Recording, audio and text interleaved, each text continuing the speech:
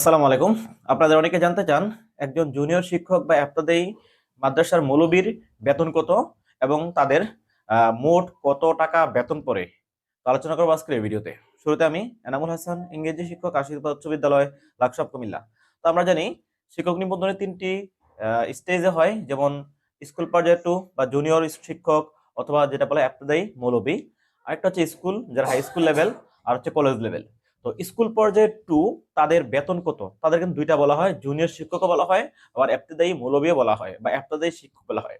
আসলে ইবতেদায়ী শিক্ষকের সেক্টরটা কি অনেকেই বোঝে না, বা তাদের ডিউটি কত থেকে কতটুকু পর্যন্ত, এবং তাদের স্যালারি বা বেতন গ্রেড কত, সর্বশেষে কত টাকা বেতন পান, এটা কিন্তু আজকে ডিটেলস আলোচনা করব। তো যারা এই ভিডিওটি দেখবেন তারা কিন্তু বুঝতে পারবেন, আপনি যদি জুনিয়র শিক্ষক হতে চান তাহলে কিন্তু আপনাকে অবশ্যই জানতে হবে স্যালারি ক্যাটাগরি বা স্যালারি মানে কত টাকা দেওয়া হবে। আর এটা কিন্তু এইচএসসি বা আলিম পাস করে দেওয়া যায়। অর্থাৎ আপনি যদি দাখিল এবং আলিম পাস করেন, অথবা এইচএসসি বা এসসি পাস করেন স্কুল থেকে, কলেজ থেকে, তাহলে আপনি দিতে পারবেন। তো দেখেন, একজন যে ইবতেদায়ী মাদ্রাসার মৌলবী এবং যারা নিয়ে দুইটাই মানে আলেম এবং দাখিল মাদ্রাসায়, তারা হচ্ছে ইবতেদায়ী মৌলবী।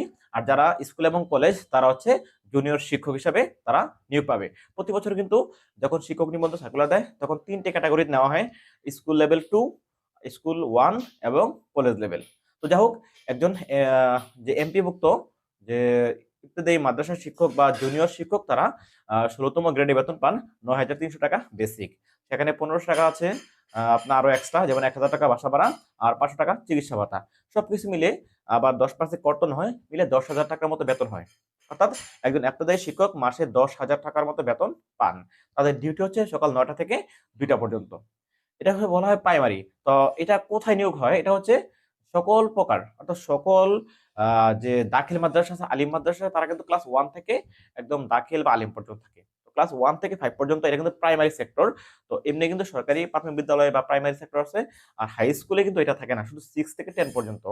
এই যে দাখিল বা আলিম সেক্টরের মাদ্রাসার মধ্যে যে ক্লাস 1 থেকে 5 পর্যন্ত সেক্টরটা আছে, সেটাকে বলা হয় জুনিয়র শিক্ষক সেক্টর, ইবতেদায়ী সেক্টর বা স্কুল পর্যায়ে 2। ওইটা কিন্তু এমপিভুক্ত সরাসরি, সরকার থেকে বেতন আসে। তো ওইটার ক্ষেত্রে যারা স্কুল থেকে এসসি পাস এবং কলেজ থেকে এইচএসসি পাস করেছে, তারা হবে জুনিয়র শিক্ষক এবং বাংলা ইংরেজি পড়াবেন। আর যারা নিয়ে দাখিল আলিম পাস করবে, তারা হচ্ছে আরবিগুলো পড়াবেন বা বিভিন্ন আরবি সেক্টরে দেখবেন। তো তাদের বেতন কিন্তু হওয়া উচিত ছিল একজন প্রাইমারি শিক্ষকের মতন, কিন্তু তাদের বেতন অনেক কম, মাত্র 10,000 টাকা বেতন হয়। কিন্তু এর একটা সুবিধা আছে। অনেকে আছে যারা honours first year second year পড়ছে বা এইচএসসি পাস করেছে। তো আপনারা যদি এখানে চাকরি নিয়োগ পান, তো একটা সুবিধা হচ্ছে কি, আপনি সকাল 9টা থেকে 2টা পর্যন্ত চাকরি করলেন। অনেকে দেখা যায় 1:30টার পর চলে যায়, নামাজের সময় চলে যায়, ক্লাস না থাকলে। তো বাকিটা সময় কিন্তু আপনি কিন্তু টিউশনি করতে পারবেন। যারা অনার্স করে second year, third year, fourth ইয়ারে পড়ে, তো তারা টিউশনি করতে পারবে, অথবা অন্য কোনো ব্যবসা বা অন্য কোনো দোকান দিয়ে চলতে পারবে। আপনার বেতন 10,000 টাকা, ঠিক আছে। তো আপনি কিন্তু এটাকে ফিক্সড অ্যামাউন্ট স্যালারি। আপনি যদি বাসায় কৃষিকাজ করেন ও বাকিটা সময় 2টার পর থেকে টিউশনি করেন, অথবা কোনো একটা ব্যবসা দেন, কোনো একটা কিছু করেন, তাহলে কিন্তু আপনার সংসার চলা সম্ভব। মানে একদম ব্রডলি না, জাস্ট এজ এ স্টুডেন্ট হিসাবে honours first year second year পড়ছেন, করা যায়। আবার অনেকে আছে না, এটার প্রতি একদম ঝুঁকে যায়, যদি সে ভালো পারেন কিছু টিউশনি করলে বা অন্য কোনো ব্যবসা বাণিজ্য করলে। অর্থাৎ এটা দেখুন হয় না, এই 10,000 টাকা স্যালারি দিয়ে কি হবে? যদি বাড়ির কাছে হয়, বাসা ভাড়া লাগে না, পড়লাম, সেই হিসাবে ভিন্ন। তো যারা স্কুল পর্যায়ে 2 বা জুনিয়র শিক্ষক হিসেবে নিবন্ধন করতে চান, তারা অবশ্যই স্যালারিটা জেনে নিবন্ধন করতে হবে। কারণ স্যালারি না জানি, যদি জানি যে আমার 20,000 50,000 টাকা বেতন হবে না। আগে জানতে হবে আপনার ওই জুনিয়র শিক্ষক হিসাবে বা আপনাদের মূলবী হিসাবে আপনার বেতন গ্রেড কত, 16তম গ্রেড, এবং সর্বশেষ করলে মাত্র 10,000 টাকা পাওয়া যায় প্রতি মাসে। হ্যাঁ, এখানে আবার এককালীন টাকা আছে। আবার যে সর্বশেষ যে অনেক টাকা পাওয়া যায়, এখানে তো গ্রেড কম। তো সেখানে কিন্তু মাত্র সব মিলা 10-15 লাখ টাকা, 20 লাখ টাকা পাওয়া যেতে পারে একদম চাকরির শেষে। এটা এমবিভুক্ত শিক্ষকের মধ্যে কি আছে, এককালীন টাকা পেনশন ব্যবস্থা আছে। এটা হচ্ছে বেতন খুব কম।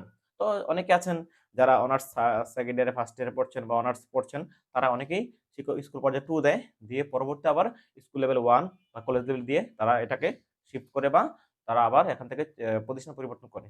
আশা করি বুঝতে পারছেন। যারা এখনো বুঝেন নাই, আমাকে কমেন্টে জানাতে পারেন, আমি রিপ্লাই দেওয়ার চেষ্টা করব। সবাই ভালো থাকবেন, ধন্যবাদ।